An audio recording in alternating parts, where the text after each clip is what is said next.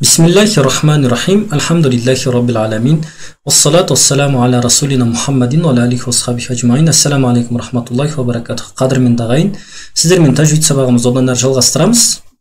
Бүгін енді мына Құранда келетін уақф белгілеріне тоқталамыз. Соның ішінде мына Мәдина баспасынан жарық көрген Құранда келетін осы уақф белгілері. Яғни Құранның үстіне мінекей мынандай аяттар келеді, белгілер келеді Құранның аяттарында.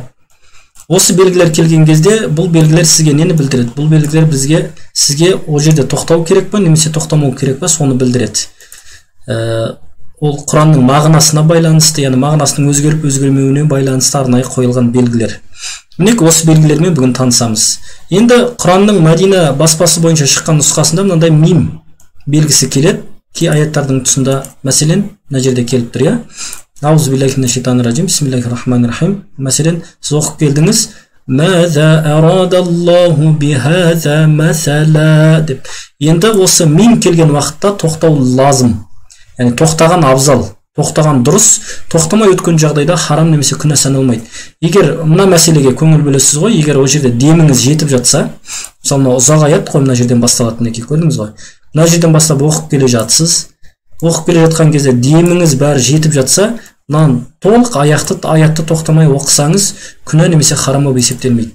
Деміңіз жетпеген жағдайда мына жерге келіп тоқтасаңыз болады. Және бұл тоқтау мына жерде негізі лазым, яғни абзал дұрыс болып есептеледі. Сол себепті осы белгі келсе тоқтайсыз. Мына белгі ла деген белгі бұл тоқтамауды білдіреді, яғни тоқтауға болмайды деген белгі. Яғни бұл белгіге келген кезде тоқтамайсыз. Мысалға мынандай Құранның аятының үстіне келеді, бұл жерде тоқтамайсыз. Неге? Өйткені бұл жерде әлі мағына аяқталмаған. Ал енді бір ескеретін жайт, осы жерде сіз аятты оқып келе жатсыз басынан бастап, мына жерге келген кезде мына жағына өтуге деміңіз жетпейін деп тұр. Онда бұл жерде тоқтайсыз. Ол да күнә немесе харам болып есептелмейді. Тоқтай бересіз, бірақ мағына аяқталмағандықтан аятты қайтадан бастаған кезде шамалы алдынан бастайсыз. Алдынан бір-екі сөзден бастайсыз.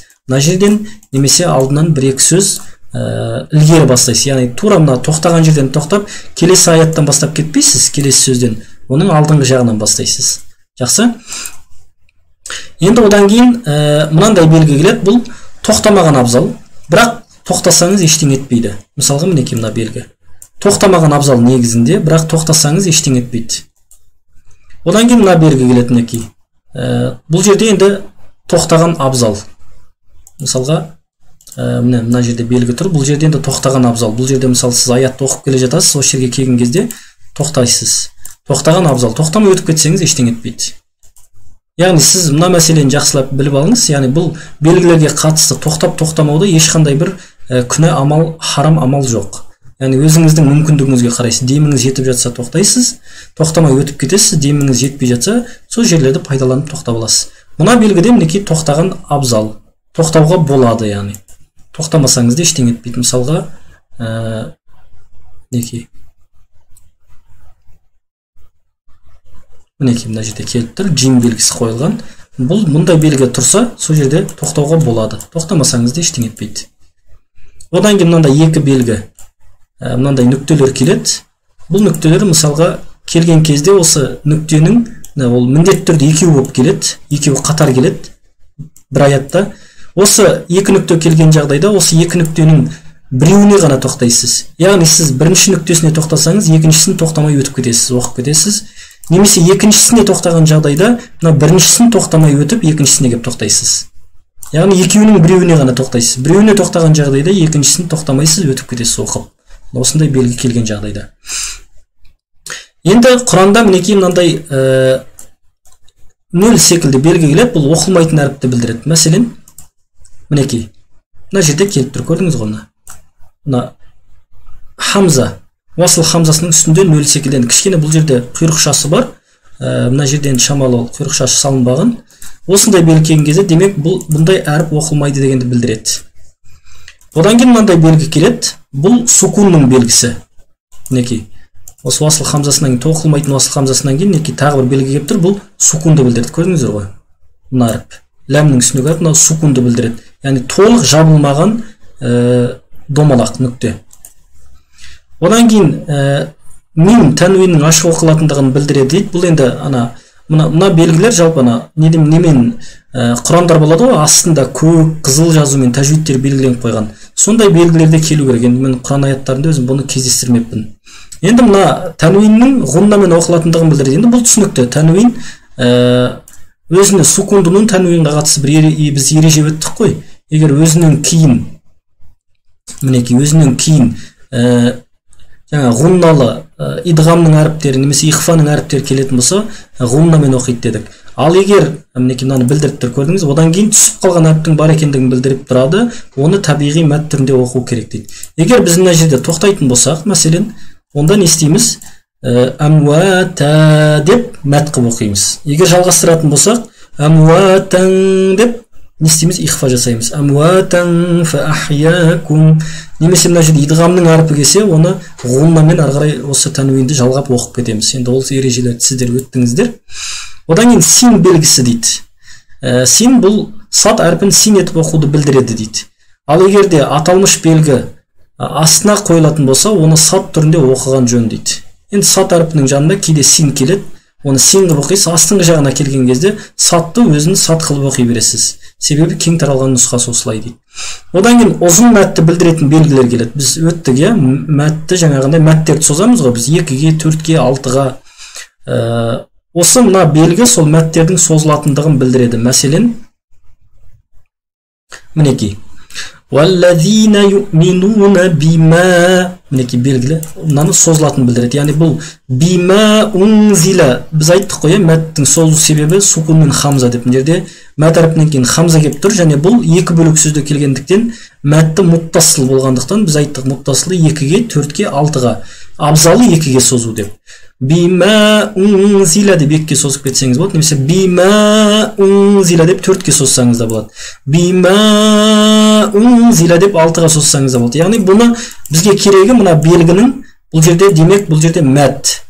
Мәттің бір түрі бар екенін көрсетеді, мәтті муттасыл немесе мәтті мунфасыл, яғни созылу керек. Және сіздер қарайсыз, ол бөлек сөзді ме немесе бір сөзді келіп тұр ма, соған байланысты созылуы да шамалы өзгереді. Енді сәжде аятының тұсында қойылатын белгі, біз бұны айттық. Егер сіз Құран аятын оқып келе жатқан кезде, аяттың тұсында осындай белгі болатын болса, демек ол жерде сәжде аяты бар. Сәжде аятын жасайсыз. Аяттың сәжде ету керектігін білдіретін жеріне сызықша қойылады дейді. Мінекей, сызықша қойылып тұр, көрдіңіз ғой? Сызықша қойылады. Одан кейін мынандай белгі келеді. Бұл белгі мінекей Құранның мынандай шет жақтарына келеді. Кейбір Құрандарда мына жақтарына келеді. Бұл дегеніміз нені білдіреді? Енді Құран өзі 30 парадан тұрады. 30 пара дегеніміз әрбір пара, бір парасы Құранның 20 беттен тұрады. Сол 20 беттің жартысын және 4-тен 1-і жартысы немесе 4-тен 1-і басталатын тұстарына қойылатын белгілер. Бұл енді Мәдина баспасына қатысты. Енді мына жерде Қазан баспасына қатысты. Енді бұл Қазан баспасы бұл енді Қазақстанда көп таралмаған жалпы, бірақ соған да тоқтап кетейік. Бұл Қазан баспасы бойынша белгілерді ұқсас. Мінекей, мин келеді, ол жерде тоқтайсыз, лә келеді, ол жерде тоқтамайсыз. Та келеді, енді бұл бөлектеу, жаңа Мәдина баспасынан та уақф мұтлақ дейді. Тоқтау үшін ең оңтайлы тұс дегенді білдіреді. Тоқтайсыз демек. Джин деген тоқтауға болады, жаңағы Мәдина баспасынікі сияқты, тоқтамай өтсеңіз ештеңе етпейді. Сад келеді, тоқтауға бұл жерде рұқсат етіледі. Тоқтауға рұқсат етіледі, демек тоқтамай өтіп кетесіз. Ал егер тоқтаған жағдайда бұл жерде қайталамай артынша оқыған қайталамай тоқтаған жерден ары қарай жалғастырып оқиды. Егер сіз аяттың соңында тоқтайтын болсаңыз, мына жерде мысалы тоқтауға рұқсат дегенді білдіреді. Құран оқушыға дем жетпеген жағдайда уақф мураххас белгісі қойылған тұста тоқтауға рұқсат етіледі. Артынша оқыған қайталамай тоқтаған жерден ары қарай жалғастырып оқиды дейді. Яғни тоқтаған жеріңізден ары қарай жалғастырып оқып кете бересіз. Енді мына жерде зәл әрпі қойылады. Бұл жерде тоқтауға болады дейді. Бірақ жалғастырып тоқтамаған абзал дейді. Енді қаф белгісі қойылады. Бұл қаф деген жаңағы Мәдина баспасына ұқсайды. Бұл жерде не істейсіз? Тоқтамай жалғастырып оқу керек дегенді білдіреді дейді. Тұсында тоқтауға да болады дейді. Дегенмен бұл белгінің тұсында. Енді қиф деген белгі өзі тоқта деп тұр. Бұл жерде тоқтайсыз. Құран оқу ережесіне келгенде бұл сөз сәл кідіру дегенді білдіреді. Сондықтан бұл белгінің тұсында мағына толық болатындықтан тоқтамай өткеннен тоқтаған абзал дейді. тоқтамай өткеннен абзал, тоқтаған абзал дейді. Яғни тоқтайсыз, бұл жерде қиф деп тұр. Айын белгісі келген кезде бұл рукухтың белгісі дейді. Бұл енді Мәдина баспасында жоқ бұл белгілер. Яғни намаз үстінде Құран оқу барысында бұл белгінің тұсына келгенде, яғни айының тұсына қирағатты тамамдап, оқуды тамамдап, рукух жасаған дұрыс дейді. Кәдімгі сәждедегі сияқты рукух жасайсыз. Не үшін? Өйткені бұл жерде Құранда баяндалған бір оқиғаның немесе насихаттың аяқталғанын білдіреді. Мынандай белгі келеді, екі нүкте. Бұл жаңағы Мәдина баспасында да біз мына жерге тоқтадық, мінекей. Бұндай белгі келген кезде екеуінің біреуіне тоқтайсыз. Біріншісіне тоқтасаңыз, екіншісіне тоқтамайсыз. Екіншісіне тоқтаған жағдайда онда біріншісіне тоқтамайсыз. Мінекей, қадірменді ағайын, бүгін сіздермен бұл Құранға қатысты ережелердің бәрін тәмамдадық. Енді алдымыздағы сабақтарда сіздермен Алла нәсіп етсе Құранның қысқа сүрелеріне өтеміз. Осы сүрелердегі ережелерге, осы сүрелердің дұрыс оқылуына иншалла тоқталатын боламыз. Енді сіздерге үй жұмысы осы өткен ережелердің бәрін пысықтап қараңыздар. Енді бұл уақыф белгілері практикамен келетін дүние, бәрін есте сақтау мүмкін емес. Құранды оқу барысында ақырын практикамен үйреніп алатын дүние. Алла тағала иншалла ілімдеріңіз артылсын, жеңілдік берсін. Ва ахиру дауана анилхамдулиллахи раббил аламин.